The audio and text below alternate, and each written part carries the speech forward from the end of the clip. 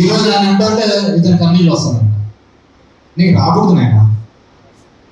ఎందుకంటే గతంలో లోకేష్ మా అమ్మని తిట్టినాడు అని చెప్పిన, లోకేష్ మా కుటుంబాన్ని తిట్టినాడు అని చెప్పిన, తెలుగుదేశం పార్టీ ఆఫీస్ నుంచి నా కుటుంబాన్ని ఇబ్బంది పెడుతున్నానని చెప్పి తిట్టిన, మళ్ళీ వాళ్ళతో కలిసి తిరుగుతున్నప్పుడు మనకి ఎందుకు రావాలే కన్నీళ్ళు?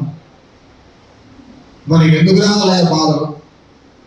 అలాంటి వాళ్ళు నరేంద్ర మోడీ చూసి బాధపడతారంటే నేను నటన కాదని చెప్పాలి, ఏమని చెప్పాలి? ఈరోజు దేశవ్యాప్తంగా జరుగుతున్న ఉద్యమంలో ఎంతో మంది బయటకు వచ్చి మాట్లాడినారు. సెలబ్రిటీస్ పోలీసుల మీద జరుగుతున్న చర్య తప్పు అని చెప్పి వివేదించినారు. ఏమైనా మన ఆంధ్రప్రదేశ్లో ఉన్న సెలబ్రిటీస్, తెలుగు రాష్ట్రాల్లో ఉన్న సెలబ్రిటీస్ ఎందుకు మాట్లాడలేకపోయినారు? పద్మశ్రీలు పద్మవిభూషణలు పోతాయనే అది పోలే ఇచ్చిన తర్వాత. ఇన్కమ్ ట్యాక్స్, ఈడీలు, ఐటీలు లేకుంటే సిబిఐలు రైడ్లు చేస్తారనే. మీరంతా సినిమాలో హీరోలు ఎందుకు ఆయన చేసుకునేది?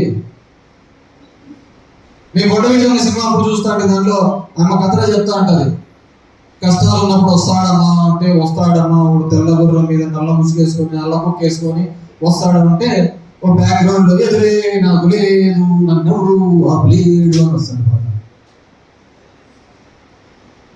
ఇప్పుడు ఎవరున్నాడు?